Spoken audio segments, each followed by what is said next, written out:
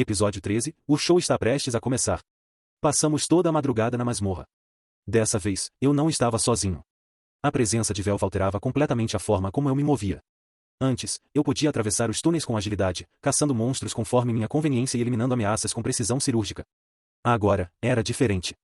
Eu precisava considerar os limites dele, adaptar meu avanço e evitar riscos desnecessários. Não que Velv fosse inútil, em longe disso.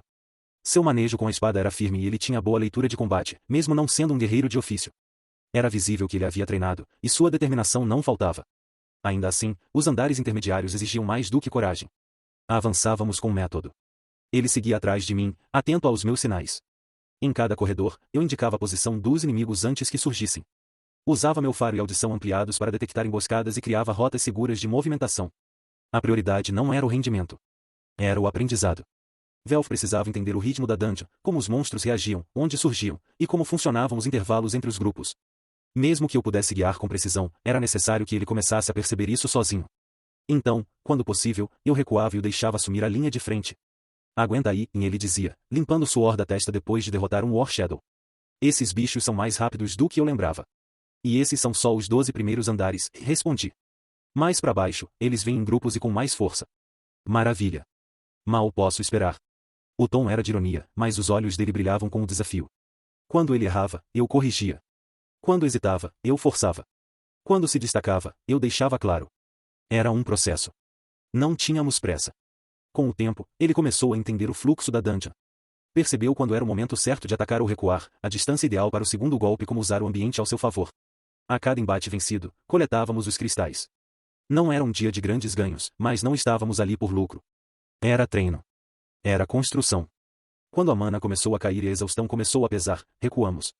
Ainda era madrugada avançada, e os túneis começavam a esvaziar conforme os aventureiros diurnos se preparavam para descer. Voltamos para a superfície sem ferimentos graves. Apenas suor, poeira e algumas marcas nos braços. Velv não reclamou nenhuma vez. Saindo dali, avistei Takemi Kazushi conversando com um pequeno grupo. Seu kimono branco contrastava com os primeiros raios do amanhecer, e os jovens ao redor dele pareciam tão disciplinados quanto sérios. Eram na maioria orientais, como ele e provavelmente sua família. Assim que os vi, foi como se uma flecha atravessasse minha mente. Aquela cena. A formação. O número de membros. Eles estavam prestes a descer para os andares intermediários. No original, aquele grupo teria sido massacrado, não fosse o acaso e ou a interferência do grupo de Bel. Usaram-os como isca, foi por isso que sobreviveram. Mas Bel não estava mais ali. Sem ele, o fim dele seria certo. Me virei imediatamente para Velv. Surgiu um problema. Eu preciso resolver uma coisa agora. Ele franziu o senho, mas nem tentou questionar. Estava visivelmente exausto, os ombros pesados e os olhos semicerrados. O primeiro dia virando a noite na dungeon havia cobrado seu preço. Certo, e nos vemos mais tarde, e murmurou, com um aceno lento, e seguiu seu caminho para casa. Esperei apenas alguns instantes, e então virei os olhos de novo para o grupo japonês. Observei cada um deles com atenção. Mikoto estava entre eles. A presença dela confirmou tudo. Ativei meu instinto de caçador. O cheiro de cada um deles gravou-se na minha mente com clareza absoluta. Agora, não importava para onde fossem. Eu seria capaz de encontrá-los em qualquer andar, em qualquer túnel. E eu estaria lá. Não era só por eles. Nem por um senso de justiça ou compaixão. Era estratégia. Se as coisas com a família Apollo saíssem do controle, eu poderia muito bem seguir o mesmo caminho que Bel, mas para isso, Mikoto precisava estar viva. Os acompanhei à distância, sempre fora do campo de visão deles. Não precisava me aproximar. Bastava esperar pelo momento certo e o momento em que começariam a correr, desesperados, e aí sim, minha presença faria diferença. Até lá, agi como um aventureiro qualquer. Eliminei um monstro aqui e ali, me mantendo discreto. Aproveitei para testar algumas das habilidades que vinha mantendo em segredo em meu círculo de mago e o Raiton. O resultado foi impressionante. Mesmo um orc e um dos inimigos mais resistentes daquele nível e não resistiu a um único golpe de raio direto. Era letal. E, melhor ainda, eficiente. Com o tempo, fui criando alguns padrões de ataque.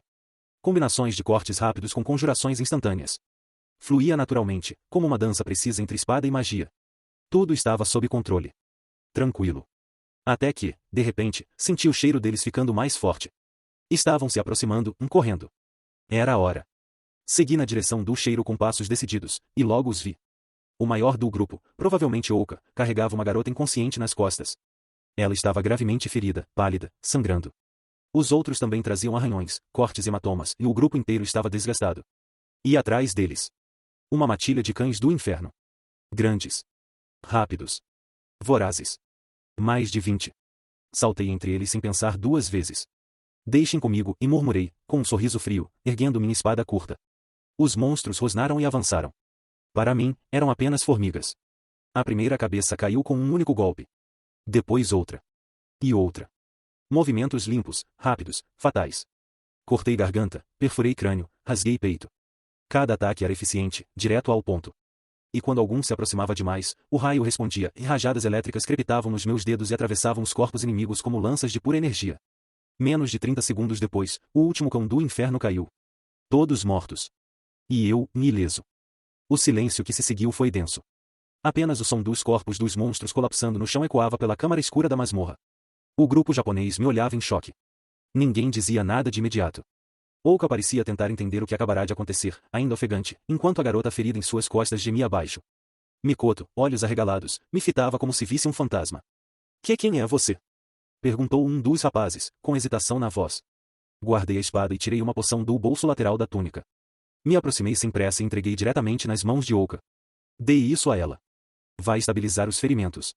Ele a pegou com gratidão evidente no olhar, sem sequer questionar o motivo da ajuda. Começou a ministrar a poção na garota com cuidado, enquanto Mikoto se aproximava, ainda desconfiada, mas visivelmente aliviada. Seu nome, por favor, pediu ela. Nós, te devemos nossas vidas. Cruzei os braços. Fim da linha. Da família Estia. A reação foi imediata. O grupo se entreolhou em surpresa. Então é você, murmurou Mikoto. Já ouvimos esse nome entre os deuses. Diziam que era apenas uma história, um novato que enfrentava monstros sozinho nos andares iniciais. A história é real, e completou Ouka, agora com a garota nos braços mais estável. Ele fez uma reverência curta. E estamos em dívida com você, fim da linha. Obrigado. Posso acompanhá-los até a saída. Vocês ainda não estão em condições de se defender caso apareçam mais. A proposta foi recebida com alívio. Mikoto respirou fundo e assentiu. Agradecemos profundamente. Por tudo. Sem mais palavras, tomei a dianteira, guiando-os em silêncio pelos corredores da masmorra. Sabia que estavam cansados, feridos, assustados. E agora também, curiosos. Mas eu não precisava dizer mais nada. Eles sabiam o que era importante e estavam vivos. E deviam isso a mim. Levei-os até a saída da dungeon. Lá fora, já sob a segurança das tochas da entrada principal, todos me agradeceram novamente, desta vez com mais vigor e sinceridade. Apenas sorri de leve, como se não fosse nada demais. Não precisam exagerar, e disse. Pelo que vi, minha deusa parece gostar do deus de vocês. Cuidem-se. E evitem se meter em problemas novamente. Antes que pudessem dizer qualquer coisa, já me virava para ir embora. Precisava de algumas poucas horas de descanso antes do próximo passo, encontrar Velf na taverna para o jantar, e então mergulhar novamente na escuridão da dungeon. E assim seguiram muitos bons dias. As madrugadas eram passadas em claro, caçando monstros nos andares intermediários. Com cerca de uma semana de treinamento intenso, Velf já havia se acostumado completamente ao meu ritmo. A evolução dele era impressionante e já conseguia lidar com minotauros sozinho, sem que eu precisasse interferir. Era um bom sinal. Logo poderíamos começar a explorar os andares inferiores com mais confiança. Mas, apesar do progresso, Velf trouxe uma observação sensata. Segundo ele, mesmo com nossa força, seria prudente reunir mais alguns aliados e, de preferência, aventureiros de nível 2 ou superior. Concordei em silêncio. Não era uma ideia ruim. Apenas disse que pensaria no caso. Meu dia a dia tinha se estabilizado em uma nova rotina. No horário do almoço, depois de acordar, convidava esta para almoçar. Conversávamos sobre trivialidades e ela sempre parecia animada por poder passar tempo comigo. À tarde, dormia mais um pouco, recarregando o corpo. Ao cair da noite, preparava meu equipamento, fazia alguns alongamentos e me encontrava com Velf em uma taverna discreta. Jantávamos.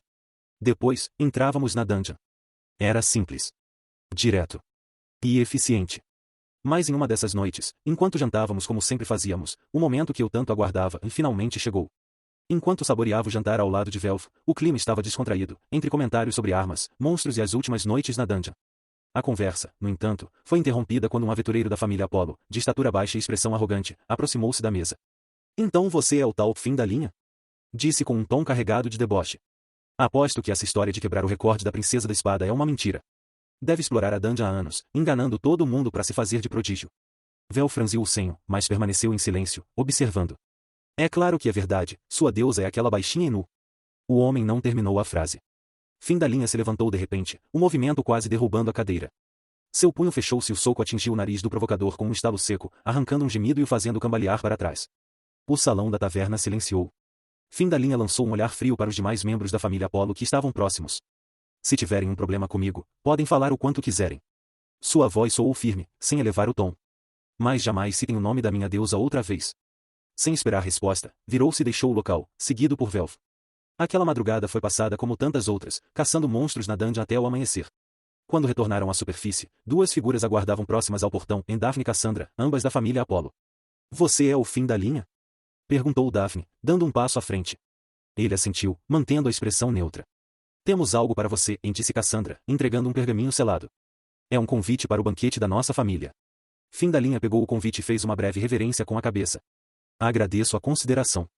Farei questão de ir, com a minha deusa.